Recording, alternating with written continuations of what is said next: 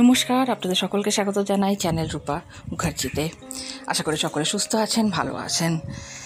আজ আমরা জেনে নেব একদন্ত সংকষ্টি ব্রত কাহিনী, দয়াদেবের গল্প এবং প্রভু গণেশের ভক্তির শক্তি।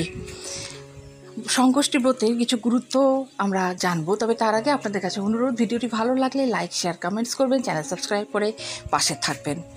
সংকষ্টি চতুর্থী, যা প্রতিটি মাসে কৃষ্ণপক্ষের চতুর্থীতে পালন করা হয়, হিন্দু পরম্পরার মধ্যে গভীর আধ্যাত্মিক গুরুত্ব রাখে। জ্যৈষ্ঠ সংকষ্টি চতুর্থীর ব্রত বিশেষত পবিত্র এবং এটি একদন্ত গণেশের উপাসনার সঙ্গে যুক্ত, যা গণেশের বহু রূপের অন্যতম।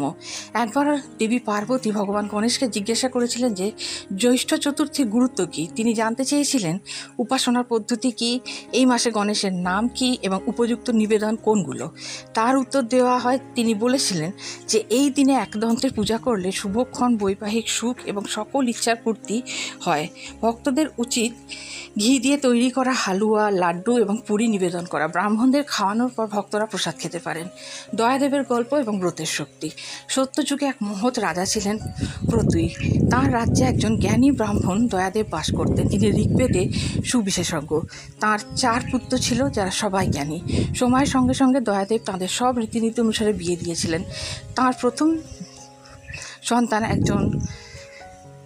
সন্তানের স্ত্রী একজন ধার্মিক মহিলা। ছোটবেলা থেকে সংকষ্টি চতুর্থী ব্রত পালন করতেন। বিবাহের পরে তিনি তার শ্বশুর শাশুড়ির কাছে অনুরোধ করেন যে তিনি এই ব্রত চালিয়ে যেতে চান, তবে তার শ্বশুর দয়াদেব তাকে উত্ত্যক্ত করে বলেছিলেন এই ধরনের ব্রত পরিবারের সুখে থাকলে অপ্রয়োজনীয়। তিনি সেই পর্যন্ত গণেশের গুরুত্ব নিয়েও প্রশ্ন করেছিলেন। বিপরীতে সেই বৌমা কিন্তু চুপি চুপি তার ব্রত চালিয়ে যায়। শীঘ্রই তাকে এক পুত্র লাভ হয়, তবে ধারাবাহিক সায় না পেয়ে অবশেষে তিনি ব্রত ত্যাগ করেন, যা দেখে শ্রী গণেশ ক্রুদ্ধ হন। বছর গড়িয়ে যায় এবং তার পুত্র বিবাহের যোগ্যতায় পৌঁছে যায়। তার বিয়ের দিনে এক অদ্ভুত ঘটনা ঘটে। ছেলেটি রহস্যজনকভাবে অদৃশ্য হয়ে যায়। পরিবারের সকলেই আতঙ্কে পড়ে যায়। শালীন মা তার স্বামীর কাছে অভিযোগ করেন যে এই ঘটনা ব্রতত্যাগের কারণেই হয়েছে। তাদের ভুল বুঝতে পেরে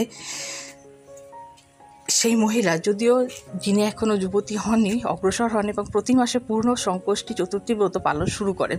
তার স্বামীর প্রত্যাবর্তনে প্রার্থনা করে। একদিন এক দুস্থ ব্রাহ্মণ তার বাড়ির দ্বারে এসে খাবারের জন্য অনুরোধ করে। তিনি তাকে স্বাগত জানান, খাবার, পোশাক এবং সম্মানের সঙ্গে সব কিছু দিয়ে তাকে সম্মান প্রদর্শন করেন। তার ভক্তি দেখে ব্রাহ্মণ তার প্রকৃত পরিচয় প্রকাশ করেন। তিনি বলেন যে তিনি আসলে শ্রী গণেশ। তিনি আশীর্বাদ করে বললেন যে তাঁর স্বামী শীঘ্রই ফিরে আসবেন। শীঘ্রই সোমশর্মা নামে এক ব্রাহ্মণ হারানো ছেলেটিকে বন থেকে খুঁজে তাকে ফিরিয়ে আনে। পুরো গ্রামে খুশির রোল পড়ে যায়। দয়াদেব অত্যন্ত খুশি হন এবং মন থেকে অর্থ সাহায্য দান করেন। বিবাহ সম্পন্ন হয় বড় উৎসাহ ও ভক্তির সঙ্গে।